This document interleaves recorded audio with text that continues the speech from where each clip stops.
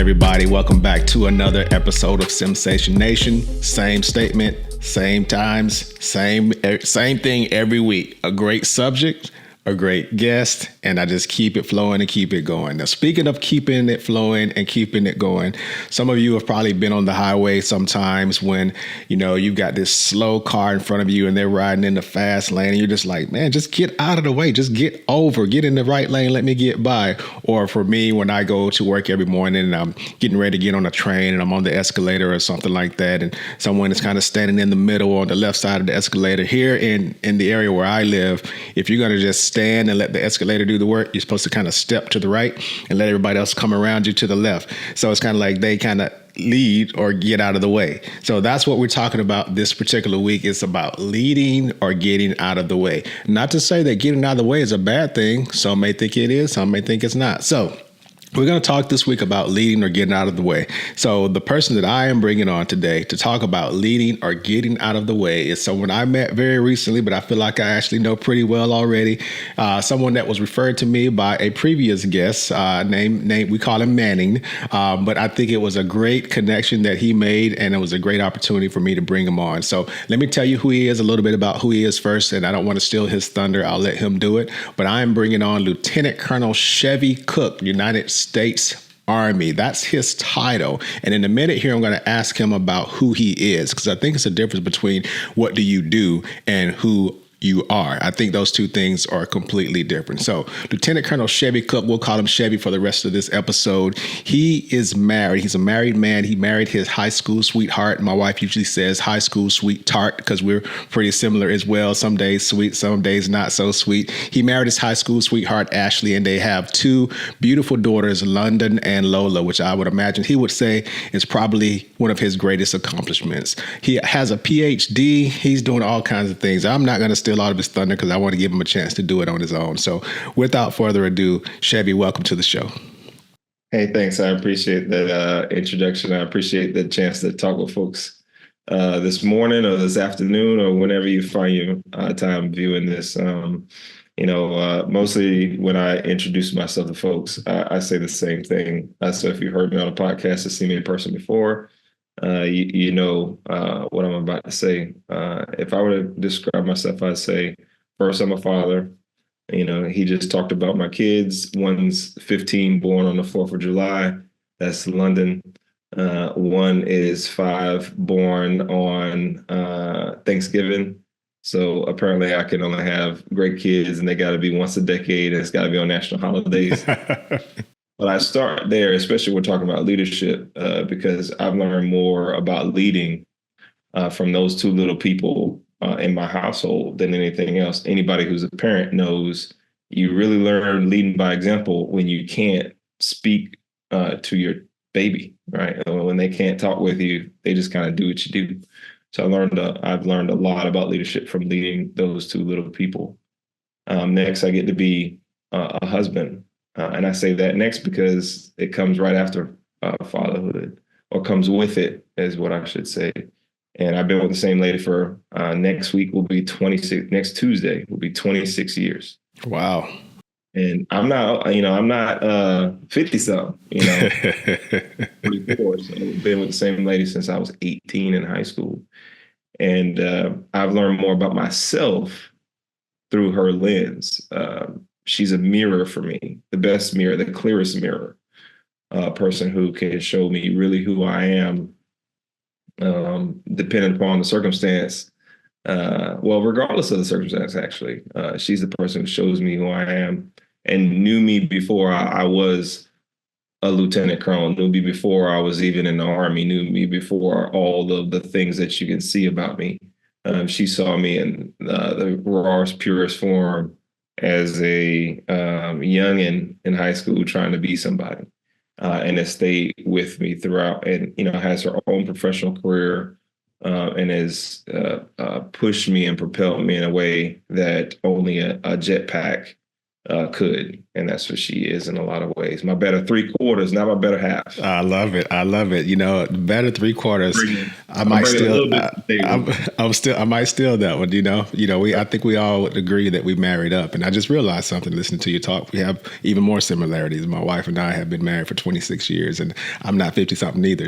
So Yeah, it's really good to hear that, and it's cool to hear you talk about your family with such pride and happiness and joy, especially after I read up on you, knowing that you grew up yourself in a single parent household, and here you are, with a dual parent household and doing great things. So with that, I talked a little bit about, the fact that you had a PhD. They know you're in the Army. They know you're an officer, know you're Lieutenant Colonel. I'll tell them now that you are a graduate of the United States Military Academy, all that good stuff.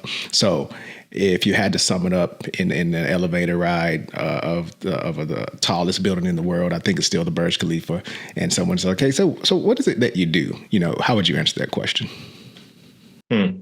That's a good question. The really short one is I lead. Point blank. Depending upon the industry you're talking about, right? Like I'm a nonprofit leader. I lead there. I'm executive director of Military Mentors. In the Army, I'm an officer, a senior officer. I'm the senior PSYOP or psychological operations officer on the joint staff. Again, I lead. When I'm out in the community doing, service and connecting with others, I don't like to stand back and be passive. I want to be a leader in that space. So that's what I would say in sum. The shortest way I can say it is I want to be a leader in all spaces. I don't want to fall back. And that's not like a humble brag or anything like that. I just want to be a leader.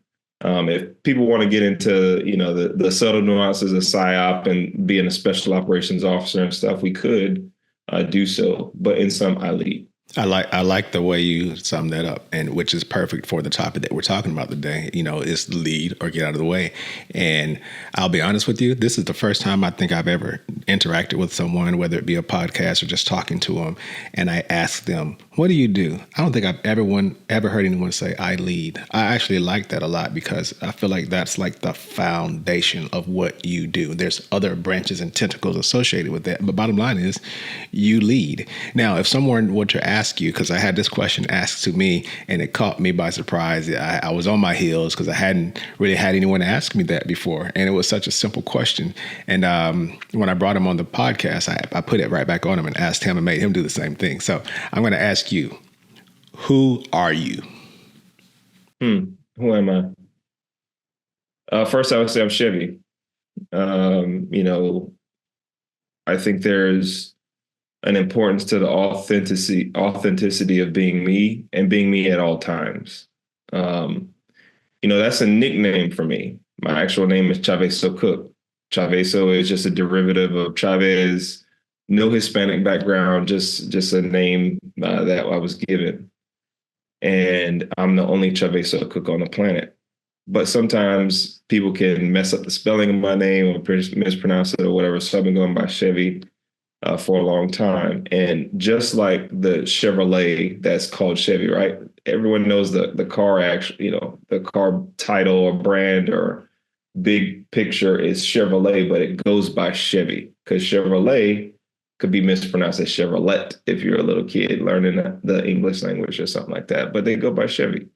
And there's an important branding or association with that, which is what I also like take on myself as far as being Chevy first, last, all day, integrated. Integration is key to me, being the same person online, in person, in front of my kids, in front of my soldiers, in front of teammates, over a beer at a football game when things are crazy, or in the halls of the Pentagon going to brief some senior authority figure. I'm me at all times, and that is extremely important. Very good. Very good. I am me. I like that. We talked earlier, speaking of you being you, you mentioned to me that you are you consider yourself to be an introvert, at least in the beginning when you walk into a room, so to speak. You've told me that you're an introvert, but you also told me when I asked you what you do, you said, I lead, which I'm going to tie those two things together because I think there's a misconception out there that you can't be introverted and be a leader. You can't really be an introverted leader. You got to be extroverted. You got to get out there. I think our own chairman, General Brown, has considered himself to be an introvert, and yet he is the highest ranking military member in the Department of Defense. So I bring it all back together right now, and I'll ask you, when you hear someone say lead or get out of the way, what does that mean to you? So for me, it means making a choice. What distinguishes us as a species on the planet is that from every other species, we can choose. Now, I don't want to get into a whole biology thing and run down a rabbit hole of genus, phylum, species, and all that stuff and get really nerdy, but we can if you want to. But what distinguishes us as an entity on the planet is we get this wonderful ability to choose. And if you have religious connotations or religious faith background like I do, that was a major blessing from a higher power being choice. We can choose the pathway. So leading or getting out of the way is literally, it's an and. I guess it can be an and. You can lead and get out of the way sometimes, right? Or you could lead or get out of the way, and that could be a neat rabbit hole to go down. But what distinguishes folks there is making the choice. Now, you mentioned the part about introversion and extroversion. We should change the language around that as a society and say you're either more introverted than not or more extroverted than not, because it is a spectrum.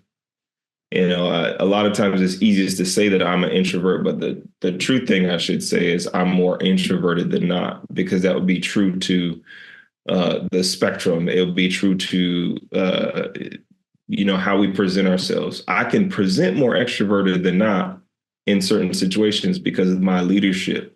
The position allows me to. I can't be super quiet going to talk to the vice chairman of the Joint Chiefs of Staff if I'm briefing him this side. There's no time to be quiet. But if you were to read Susan Cain's the book called Quiet, is from an early 2000s national New York Times bestseller, she would talk about soft power and the importance of having Rosa Parks behind the bombastic Martin Luther King, right? She led very quietly. And it's really interesting actually to go back and look at the videos where they're on the stage at the same time. She's a little bit demure and just a step back, a hair off of him, right? He's doing his Martin Luther King thing. And even if she steps up to the microphone, she's really pointed and what people would say is quiet, but she was absolutely leading, right? The simple fact of saying no, and I'm going to stay in my seat, is very powerful. Didn't have to say much, just had to do something. So that's what I would say. That would be my answer to you. I like it. I'm just going to tell you right now, you have on the spot forced me to change the title of this episode. It is no longer lead or get out of the way. It is now lead and or get out of the way. I am changing the title on the spot because, you're right. That is a very important nuance. You can sometimes get in the way, and sometimes your best leadership trait can be to just get out of the way and let your people do their thing, which again, new title right now, just changed. So with that, do you ever recall a time, because you said when I asked you, hey, what do? You said, I lead, which brings us to a great point. It's a perfect transition because I want to ask now, as military people, number one, we lead. We are setting ourselves apart from the rest of society by just raising our right hand and going to do what we got to do. Yeah. When we become an officer, it takes us to another layer of leadership. We don't necessarily walk around and say, I'm a follower, that kind of thing. But sometimes we do have to follow. Sometimes we have to get out of the way. So with that, do you ever recall a time when you've had to just simply step aside and let people do their thing? Vast majority of my career, actually. I'm not a Heisman person where I'm pushing tasks off, but I believe in the power of delegation, for real, smart delegation. And we could talk about the difference between just delegating and smartly delegating. But if you want a specific example, I'm gonna think about a time I was in Parwan detention facility in Afghanistan. So if you're not familiar with Parwan or where that is in Afghanistan, back when we were conducting operations in Afghanistan, Parwan is basically outside of oh man, now I'm misremember. It's been so many places. Either way, where it is doesn't really matter, but it's in Afghanistan. And Parwan was basically like Gitmo forward. If people are familiar with the Caribbean detention facility that it causes a lot of uproar and a lot of discussion. Basically, really bad people go to Gitmo. Well, if you were forward, really bad people went to Parwan detention facility first. It's outside of Bagram, Bagram. To put it in perspective, it was the air base that was over there. So Parwan, this is where it's like, Taliban, it's Al Qaeda, it's a detention facility for bad people. We're going in there as a small team. This was some years ago for me now. And we're going to go in and assist with their ability to influence and direct the detainees that they have there. And as we're doing the brief and showing the capabilities and potential things we can do, we were all in civilian clothes, at least me and my team were conducting special operations. And we decided to let this E5 lead the brief and answer and field a lot of the questions. There were two captains in the room. I was one of them. It's a very small team. We're talking about like 5 people are in the room that's military. So E5 is like leading the whole brief the whole way. Now, this E5 had a high-level degrees, multiple, from colleges, and spoke, if I remember, Dari, Pashto, Farsi, and Arabic. So almost all the languages of the Middle East and different dialects. He wasn't a linguist. He was, like me, a psychological operations specialist. But he had a command of the language, the culture. He had been in Pakistan. He had been in Afghanistan.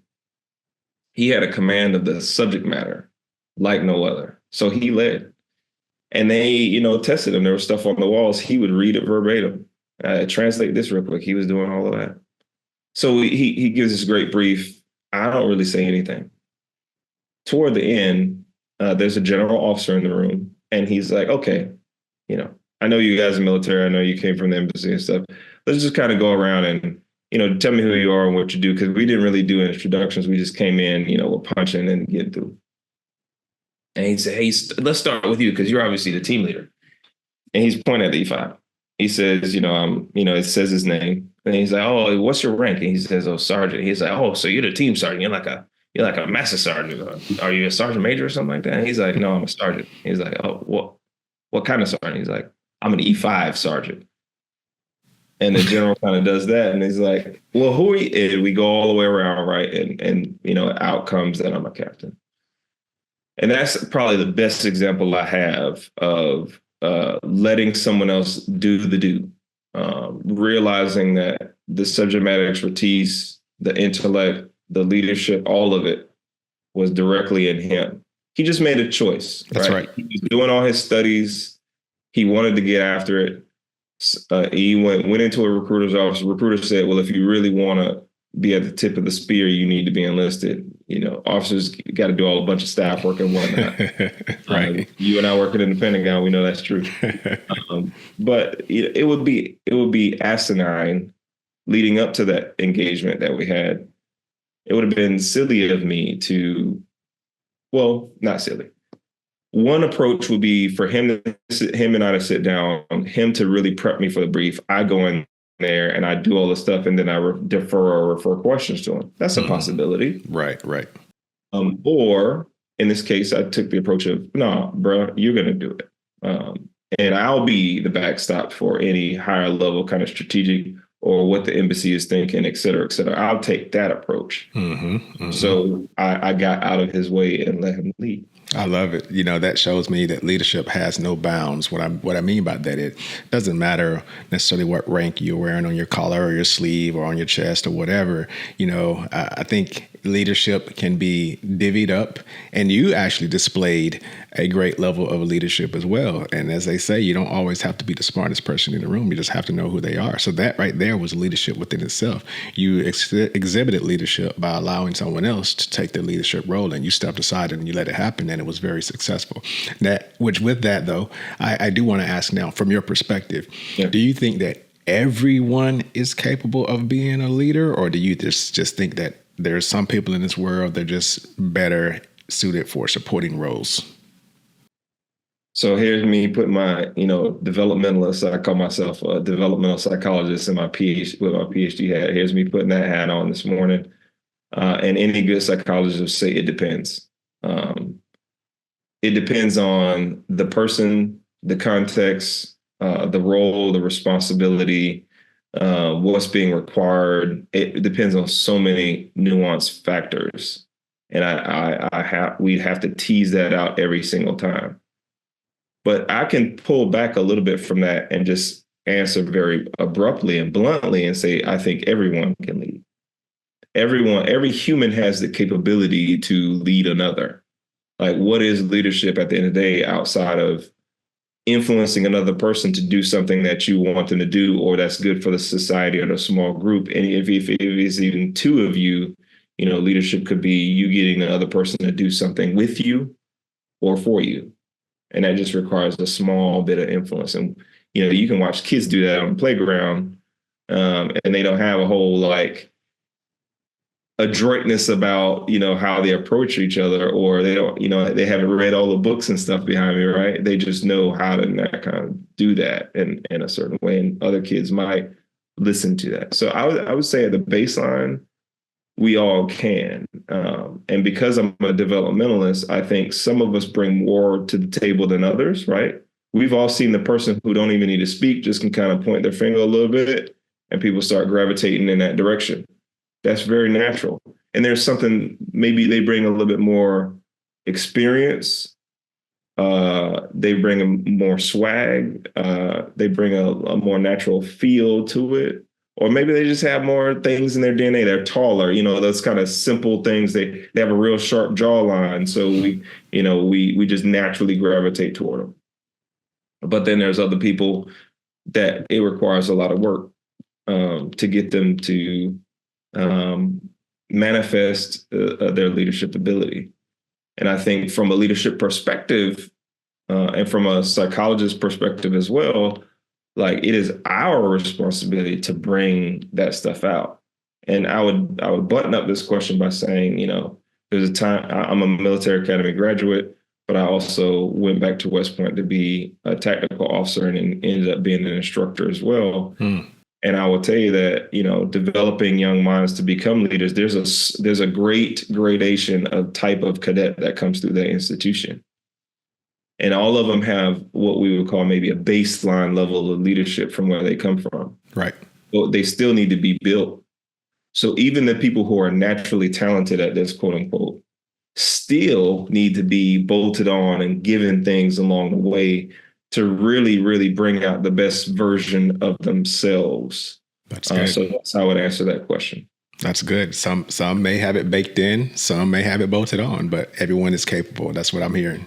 Yeah, that's good. I like that. And with the scenario you gave with the E5 being in charge of the briefing, and you were able to step back.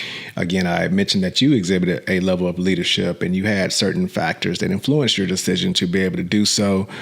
You recognized it was time for someone else to step up and take the lead, and you recognize it was time for you to kind of take a step back. Now, there are going to be people out there. There's going to be people in leadership positions who may not necessarily be great at leadership yet, because that does happen. They get the title, they get the role, but they may not necessarily have the talent yet. Yeah.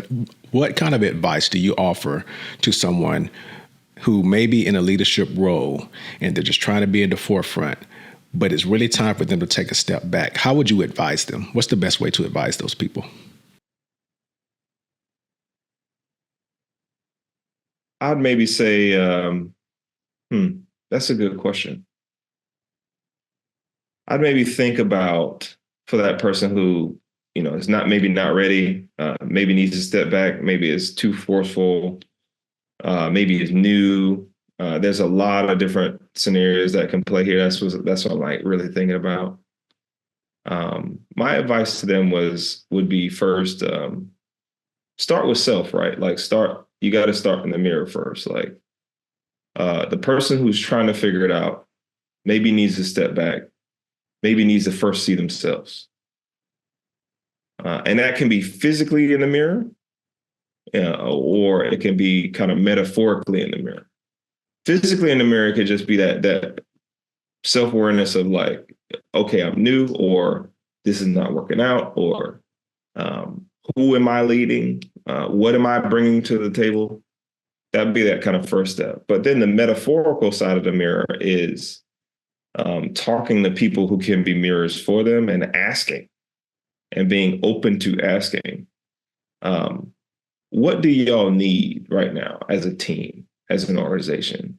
What do y'all need from me? Because this would be a great, sidebar discussion for anybody that wanted to have it.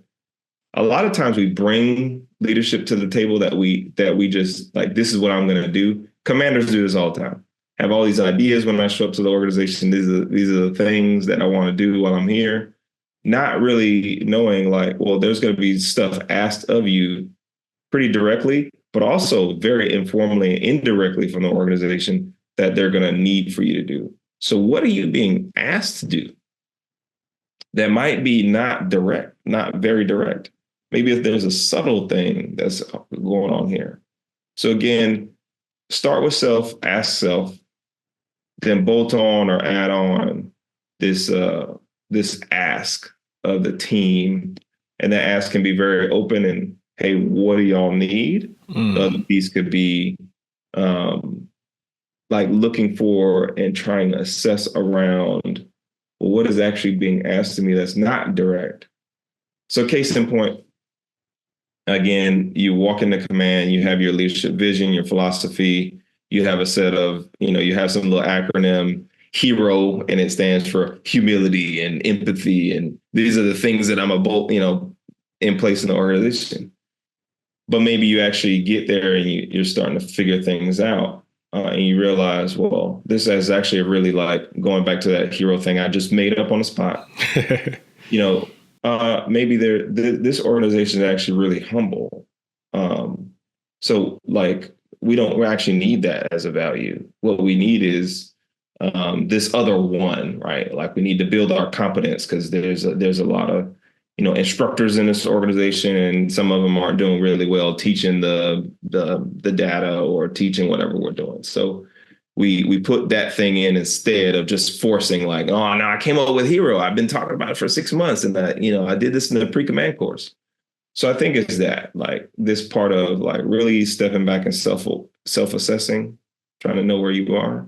Right. There's another piece of like listening that's really, really important. The old quote, got 2 ears, 1 mouth. It's really important to listen rather than do the speaking.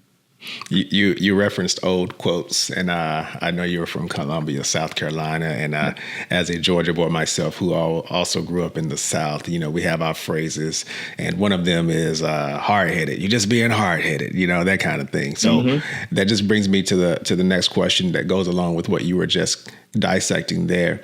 What if that leader is hard-headed and they just say, "Yep, got it," and they don't step aside? What are the consequences of that? Man, depends on what echelon we're talking about, right? You can be a hard-headed 4-star and be moving elements into a position to act upon an adversary, and now you're costing lives or discrediting the American Department of Defense. You can be a hard-headed team sergeant or team leader and be a young E4, E5, and now you're affecting the lives of maybe just 1 or 2 people that you're accounting for, making them late for, babysitter pickup or whatever it may be. But both of those things are catastrophic. I got it. I get that. You and I. Go ahead. I'm sorry. Go ahead. I want to hear the rest of that. Yeah, but so some people would only look at the 4 stars hard-headedness and think that that can only be the catastrophe. You know, the catastrophe can happen when you're a small leader, you're not listening in the small sense, quote unquote small sense. It's still the same effect. One is at scale, one is not. The catastrophe still happens. That's right. You know, to hold a person back from, going back to the same metaphor, picking their child up. Well, we don't know all the ramifications that come from that, right? It might be easy to tease out, well, I moved this battleship into this space without, we were supposed to do some set of clearances to do this and chop over into this other space, and this 4 stars doing this without doing the appropriate things, and that hard-headedness now caused an international event. Yeah, that's just on the news.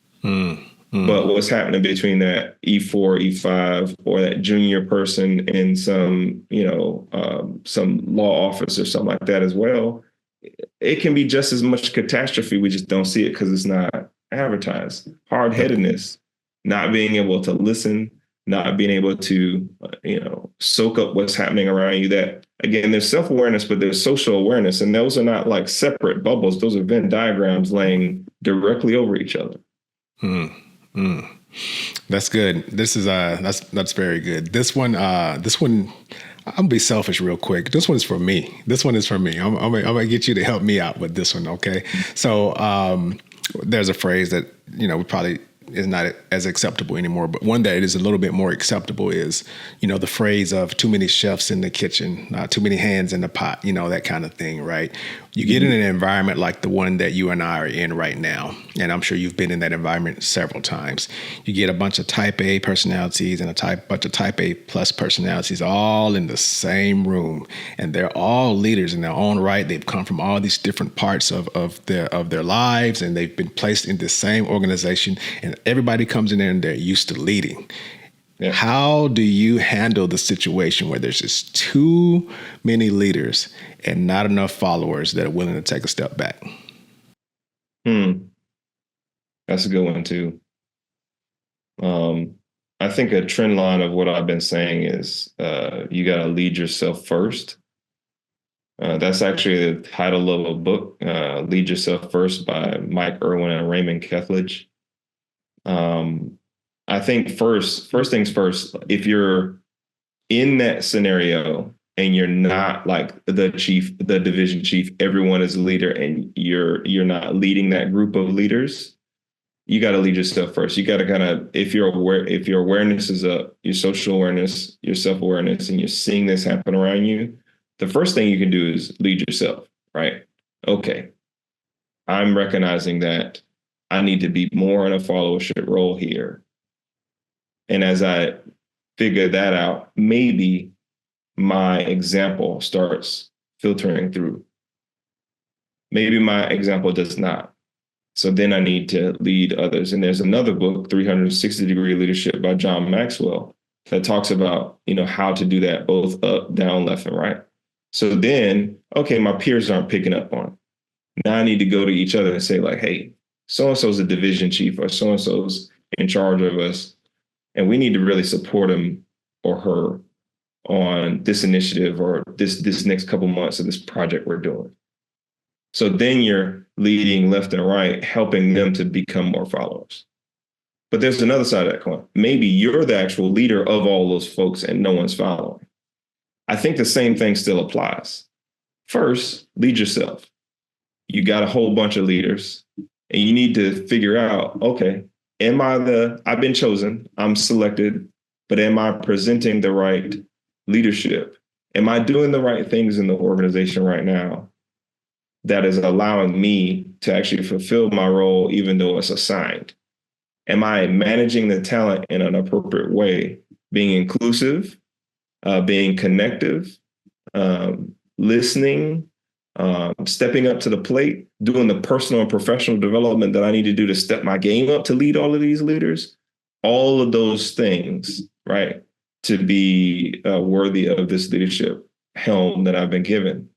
But then the other part matters too, right? If that's leadership of self, then it's the leading of the people around me.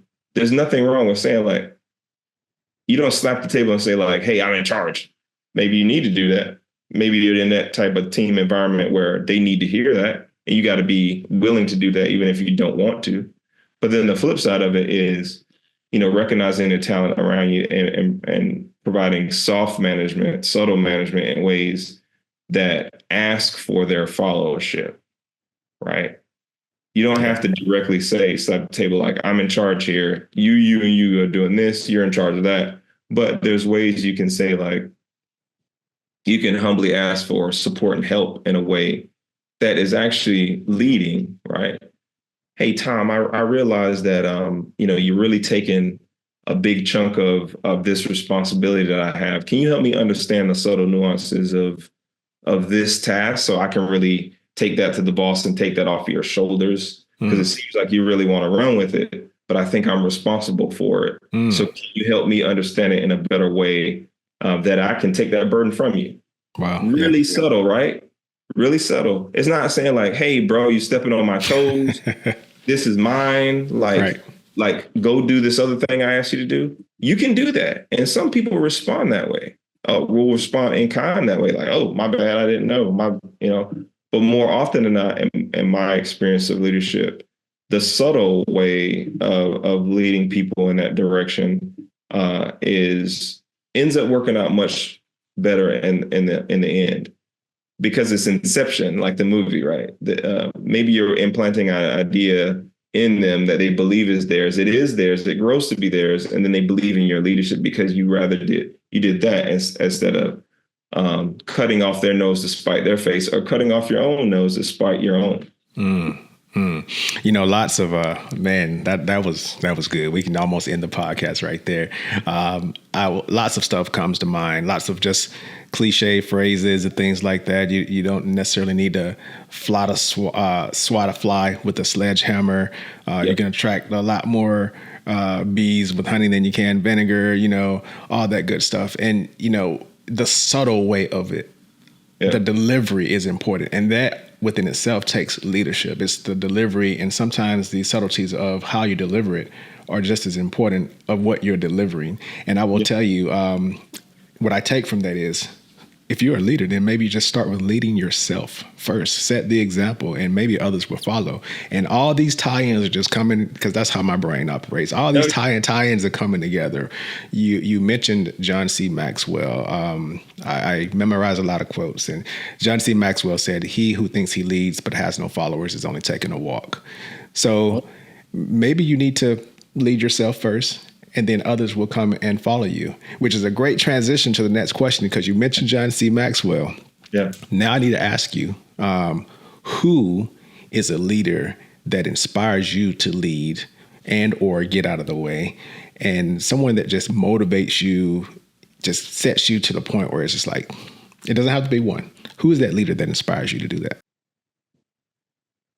It's a great question. And there's this litany of people throughout history you could think of when it comes to this as well. I mean, my gut initially says my wife, and people on this podcast won't really know her, but the way I see my wife lead my family is inspiring. So she works from home. She works for the University of Pennsylvania for the Wharton School of Business. We've never lived in Philadelphia. She does everything from home. She homeschools. Our youngest is 5. She's also autistic. My wife does not have a background in special needs education or anything like that. And she doubles down on that while also, working for one of the top business schools in the world. We got a precocious 15-year-old who does boxing on Saturdays, does violin on Sundays, has after-school programs she needs to attend during the week, and crushes it every day with, my oldest daughter's never gotten a B. And then she has this confident, sometimes cocky husband who works in the Pentagon, quote unquote, at the highest echelons of our military formations, does podcasts, runs a nonprofit, does a lot of reading and writing and thinking and quiet reflection. And she has to, lead me. And we live, up near to Baltimore. So, those are hour-long commutes in the morning and the afternoon. She has to do so much within that space. Rinse, recycle, repeat every day. Smile on her face, love in her heart, strength of character. So, immediately I get inspiration rolling over and waking up and seeing her every morning. That's first and foremost probably one of the most inspiring leaders in my life. And just to button hook it, she also is the one who's, made major decisions for our family. I have a PhD because my wife, when I was getting one of my master's degrees, as I was doing homework one day, was like, hey, you need to figure out how the Army's going to pay for you to get a PhD. I had never thought about it. And I was like, nope, not doing that. You can cancel that. And, a couple years later, guess what? I was stepping on campus for my, first day of school, taking my little first day of school photo, at 38 or so, because she led me in that direction, led our family in that direction. I'm still in the military because we were having a conversation on my first deployment back in 2006. And she was like, what are you doing when you're getting back here? Are we standing there getting out? And then the next couple pieces of that conversation was, well, I think we should stay in. I think you should stay in and hear all the reasons why. So that's how I'm gonna answer that question. Maybe, someone was looking for Mohandas Gandhi or Muhammad Ali or Barack Obama or a number of other leaders out there, right? We can go sports or not. But I'm gonna start with my wife. Man, listen, that's powerful. Not only is it powerful and it's inspiring, but you have just gotten yourself out of the doghouse for infinity. Because anytime you ever want to get out of the doghouse or you think you're headed in there, you just play it back right here, and just, you cool points. You killed that. You killed that. You killed it. Just honest, man. Honest. Yeah. I've never really had that question before. Yeah. Never really answered it before. Didn't prepare for it. Just that's literally, again, you're gonna get Chevy. This is me. Like I don't have a script here I'm reading from. Mm-hmm. That's just the honest to goodness truth. I love it. And I tell her, she's my sweet tart, as you would say. So, maybe sometimes we don't listen to each other when it's being said, but that just comes with being together for so long. But it's 100%. 100%. 100%. So you said, this is me. This is who you get. You get Chevy. Yep. You're raising two beautiful daughters right now, London and Lola. Mm-hmm. And you referenced who you are, right? Yep. The younger version of yourself. If you pulled up a mirror and you don't see who you see today, instead you see the 18-year-old you. What advice do you offer to the 18-year-old Chevy about leading and or getting out of the way? Well, first of all, I'm telling 18-year-old Chevy, hey, that girlfriend you got, hey, don't mess this up. Don't mess this up. Keep that going. Do that right. That's good. That's gonna be the number one first piece of advice is, that. What I would also tell that person back then is find your purpose earlier if you can. And if I could whisper the purpose to him, I would. I don't think I had like a purpose statement or really knew my purpose until I was maybe 28 or so, maybe a decade later. And I've been riding that wave since, and it's propelled so much by having a focused direction forward, not being passionate, because my passion when I was younger got me in trouble. Passion is like a fire. Once it's lit, you can't really control where those embers, where the wind, who gets close or not, a fire burns. But purpose, man, it's laser focus, is very directed. So I would ask that 18-year-old person to try to find that purpose sooner if I couldn't tell them what the purpose was. Sure. Absolutely. And then lastly, I would probably tell that person that, that person was going off to West Point at the time. That person was going to be the first to do it from their school. The high school is gonna make a big deal about it. And that little person back then was not humble enough at the time. And I would tell that person to find humility earlier, not just for the future Army career, Sure. but for the ability to be a better global citizen, for the ability to be a better citizen within his community, for the ability to truly connect with each other, for that person to lead in a way with that soft power that we've discussed thus far in this podcast that will be more connective, more inclusive, and frankly save that young 18-year-old a lot of struggle and pain as a young 20-something trying to make his bones as a young leader. So lastly, I would ask that person to be more humble. Very good. Very good. I would probably do the same to younger version of myself as well. I've referenced before as we wrap this up, for those that have seen it already or will see it in the future, in a previous episode that I did with Manning, the success of aiming high, we referenced a Lieutenant Colonel Cook and his failure resume. Ladies and gentlemen, this is the Lieutenant Colonel Cook who created the failure resume, which I think is absolutely amazing.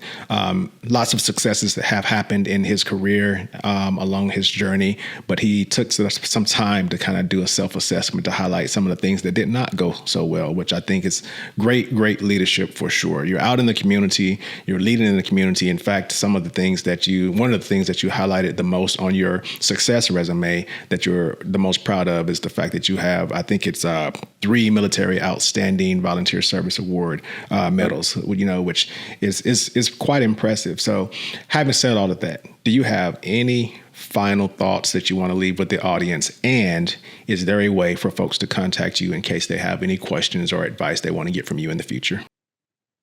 Well, I answer the simple one first, which is the second half. I'm the only Chaveso cook on the planet. You Google me, you can find me. I'm really active on LinkedIn and a little less on Facebook, but us old people are still using that medium. I'm more of a onlooker on Twitter and X. Well, X and Instagram, but you can find me there as well. And you can find our website, militarymentors.org, and learn more about me, my staff, and the things that we can do for you, do for your community there as well. And I'm the real deal. Like, people that know me, like Matt Manning, we met on the internet. He reached out. He lived in Hawaii, right? I was living in North Carolina at the time on the East Coast. And we built our relationship there before we ever met in person. So if you reach out to me, I will reach back. So know that up front. That's the easier side of that set of questions. Final thoughts. You talk. The title of this originally was "Lead or Get Out of the Way." Then it became "Lead and or Get Out of the Way." I talked about this kind of self-awareness piece. I talked a lot about the purpose piece when I was talking about a young 18-year-old version of myself. I'm gonna leave folks with, and we touched on the failure resume. I'm gonna leave you with this if you want to lead and or get out of the way. People don't know the difference between honor and integrity. We conflate honor, integrity, morals, ethics. We just bunch all of them up together. They're all very discrete, different words and different things. But with regard to this conversation about leadership, I really want to talk about authenticity, authentically leading, authentically being who you are. And I want to pin it through the idea of integrity. Integrity, the root word there is integer. Anybody who remembers that basic math stuff, right? Integer, oneness, wholeness. You being the same person like I described earlier, in person, online, with your friends, with colleagues at work, with your spouse, with your kids, having same conversations with your kids that you might have with an adult. I'm not saying like don't baby talk to your baby, but really like bringing them, talking to them just like you would talk with anybody. That wholeness, that oneness is actually not harder. It makes life easier. If you don't have to wear a facade at work, listen, if you say like, oh, I keep my personal and professional life separate, you are lying to yourself. Okay. I'm telling you right now, them burdens you have at the house, all you did when you say, I'm not bringing that to work, is you took that heavy rucksack from on your back, you slid it over to the front, and now it's there for everybody to see because your body language is going to tell. If you want to lead and or learn how to get out of the way, you got to learn how to be authentic. You got to learn how to be you, bring yourself to the table. That's all you got anyway. And that means embracing stuff like your purpose. If you want to talk to me on the side about finding your purpose, we can do so. But if you want to find your purpose today and authentically lead going forward, start with 5 questions. They all are why. Why do you do? And it's like, why do I, you start with a purpose of, I want to lead I want to be a leader in the military. Well, why? And then you keep asking why and why and why until you get down to the core essence of that. And that may start your purpose journey. A flip side of that, and to close this piece of the advice up, is about that failure stuff. Man, authentically leading, having integrity means you got to be open kimono. They're going to find out anyway. Facts. What you rather have? Them look something up about you online, or you give it to them yourself? Certain pieces they can't find. Shooter's read my resume, my failure resume, that is. And on the backside of it, personal failures, one of the first ones there is me talking about failing in my house as a father and showing too much anger to my oldest. That's just the truth. But you can't look that up. You can't Google that. I have to present that to you. And I think that's important because that actually informs how I lead. I can be an angry individual at work. But because of that failure in my household and how we remember and memorialize in a lot of ways that moment, it allows me to not show that at work because I've worked on it in my home first. That's right. I don't want my kids to see that. I don't want my wife to see that. So obviously, integrity. I don't want my colleagues to see that either. And there's healthy ways to, work on that anger. So that's how it would kind of end is, those 3 pieces about, your failure piece, your purpose piece, and obviously leading with integrity is all encompassing about authenticity and the importance of absolute authenticity to be the best version of yourself. Now, what you think may be the best version of yourself might not be ready for prime time. People might not like it. Then you just go back to the mirror, right? First it's with you directly, then it's metaphorically with others, and you just got to listen before you lead. Very good, man. This has been awesome. I appreciate you sharing knowledge. I'm gonna close this out here in a minute, but before I let you go, I end every episode the exact same way with a quick 10 question round of what do you prefer? Are you ready? I'm ready. Number 1, you can strike off either Monday or Friday from your work week. What do you choose?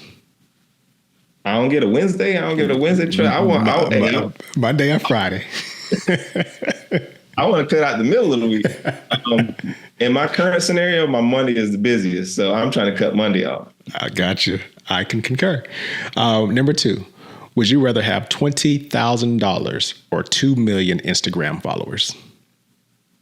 I would say neither, but I'll take the 20K. 20K. Number 3, would you rather talk like Yoda or breathe like Darth Vader? I already sometimes talk like Yoda, so I go with that. I want to be that.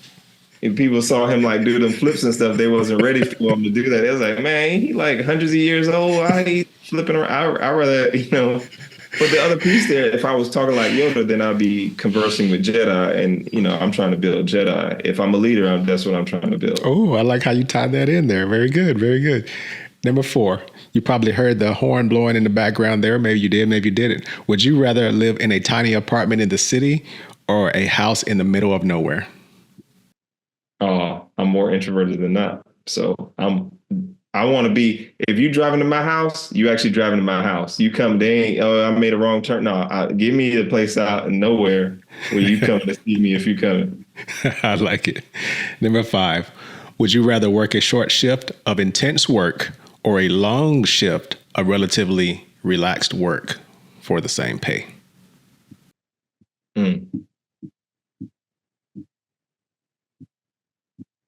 Man, that's a good one.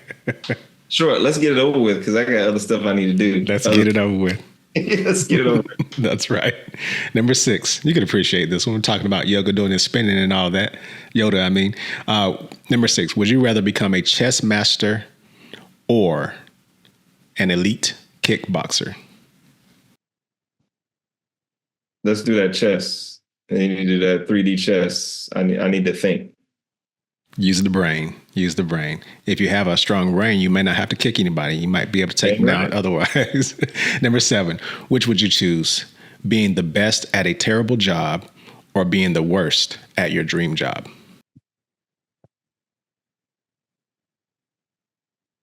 Being the best in a terrible space, probably. If I was doing my dream job and I was the worst at it, man, talking about like letting other people down, not myself, like letting other people down would be really hard to man. I'd rather be the best janitor. Like, man, y'all seen how these floors is shiny, this bathroom clean as hell. Like Chevy is killing it. I'd rather salute as a double salute going down the hall. Like, I appreciate that you like how shiny that floor is. I all day. I love it. I love it. Number 8, which would you rather be? A great boss, but a terrible human being, or a bad boss, but a great human being? Man, that's hard. At the end of the day, I'm Chevy, right? At the end of the day, it doesn't matter whether I'm a leader or not, manager or not, the position I hold or not. I want to be a great human. I've told people for a long time, developing others, like I want to make them the best version of themselves, and then they'll be a better E5, E6, front office manager, whatever, better human first. I got to be a better human because the better human could maybe work on not being that of a boss.